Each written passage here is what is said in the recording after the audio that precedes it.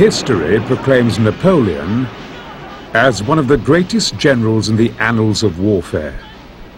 His strategic vision, timing, and his consummate grasp of every one of the myriad details which together influence the behavior of a vast army have made him a legendary figure to rank alongside Alexander the Great, Caesar, and Hannibal. The conclusive proof of this military genius was furnished for all time on the slopes of the frozen heights of Pratzen on the 2nd of December 1805. As the famous blood-red sun of Austerlitz rose through the mist on the morning of this his greatest battle, Napoleon was confident of victory. But even he could not have forecast just how complete his triumph would be.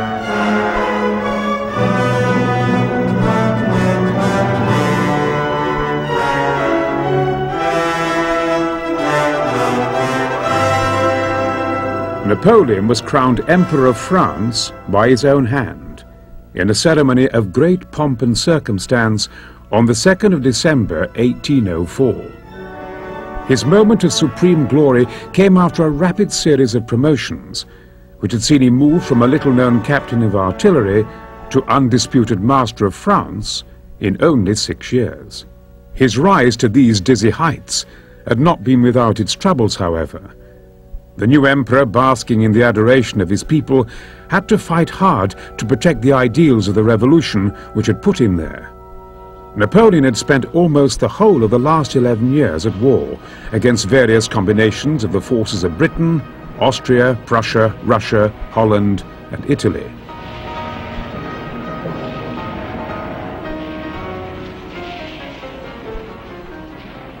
So inured to warfare had he become, that he accepted that to fight constantly would become an integral part of his life and that of his country.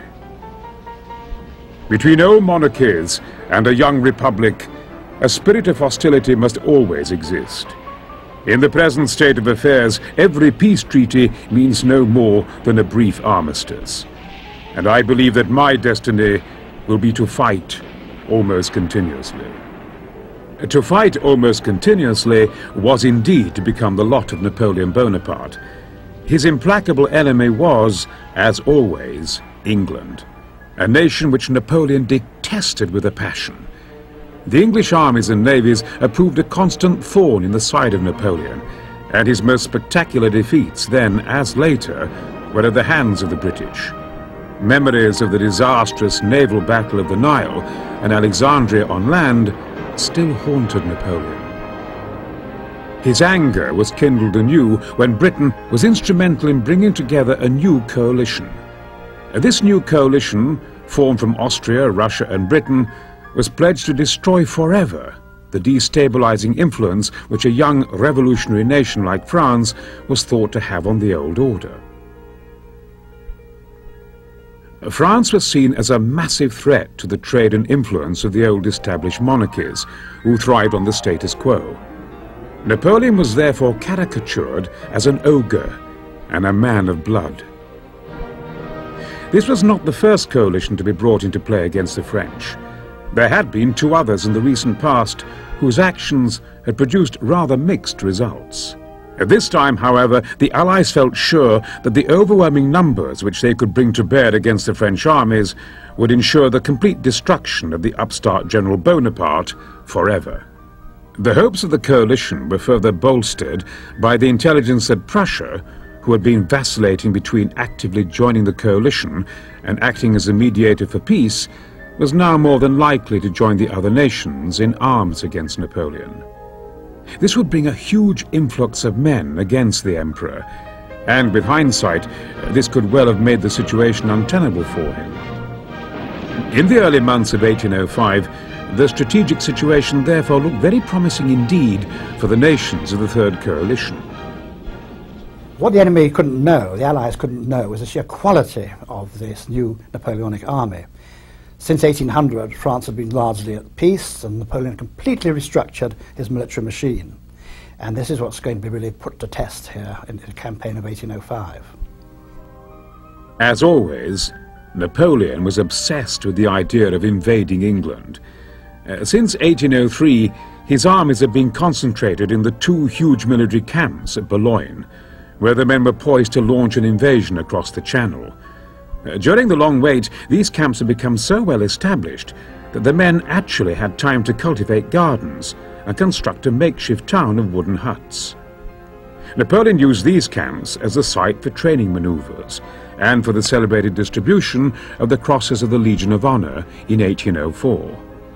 Medals and parades, however, were the only martial purpose to which the camps would be put, as long as control of the high seas rested with the British Navy. The army could not be transported while the British controlled the seas. The British Navy, however, held the French Navy in contempt and kept the French fleets bottled up in port. A deadlock which the outclassed French Navy never looked like breaking. Despite the increasingly rude taunts from the Emperor to his admirals, the French Navy steadfastly failed to put to sea. So while the French army idled away the time, awaiting a naval breakthrough, the thoughts of the Emperor were assumed to be wholly bent on his planned invasion of England. This was the weakness which the Allies sought to exploit in the coming campaign of 1805. Together, the three major players of the Third Coalition had created a grandiose master plan of great strategic vision, but one which ultimately overlooked some very real practical considerations. A series of 4 great offensives, each in a different part of Europe, were planned to be launched simultaneously. In the north, a British force, aided by Swedish and Russian elements, would attack Napoleon's ally, the Kingdom of Denmark, with a view towards bringing Hanover back under the sway of the British Crown. It was also hoped that the presence of such a large Allied force, nearly 100,000 men, so near his borders, would further help to persuade the King of Prussia to join the coalition. The next French ally to be subject to simultaneous attack was to be Bavaria. She was to be invaded by the Austrian general Mack, with 85,000 men. Marching to his aid were a further 85,000 Russians under Kutuzov. Once joined, the forces would seize Ulm and then strike against Strasbourg. Archduke Charles, with 100,000 of the best Austrian troops available to him, was to strike into northern Italy and expel the French from Lombardy before moving on to invade the south of France. Poised between Mack's force, pressing on to Ulm, and Archduke Charles' forces in Italy, was the Austrian Archduke John, with a further 25,000 Austrians. They were ready to support the armies in either Germany or Italy, depending on how the situation developed. The final arm of this great master plan was a combined Russian and British force from Malta, which was to be augmented by 36,000 exiled Bourbon troops from Sicily, who were to reconquer Naples from the French, then strike northwards to join Archduke Charles in the invasion of southern France. If there's one word with which to describe the Allied grand strategy for the campaign of 1805, I feel that word must be grandiose. Now, it looks superb on a map, great broad arrows, 4 of them, 4 different offensives to be mounted together against various parts of the French area of influence and so forth. But how the Allies hoped to coordinate those 4 great offensives, as was necessary for them to have their full effect, the Lord only knows. If the plan was brilliant in its conception, it was to prove disastrous in its execution.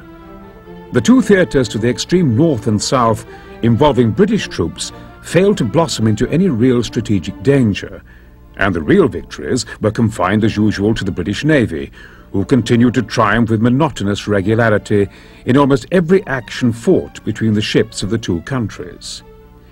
The problems of communication meant that the drive into Hanover under Bennigsen was very slow to develop, Consequently, only the Austrian armies operating against Bavaria under General Mack were operational by September. They were expected to be reinforced very soon by Kutuzov with his 85,000 men marching from Russia. It was here that the grand strategy of the Allies would begin to fall apart.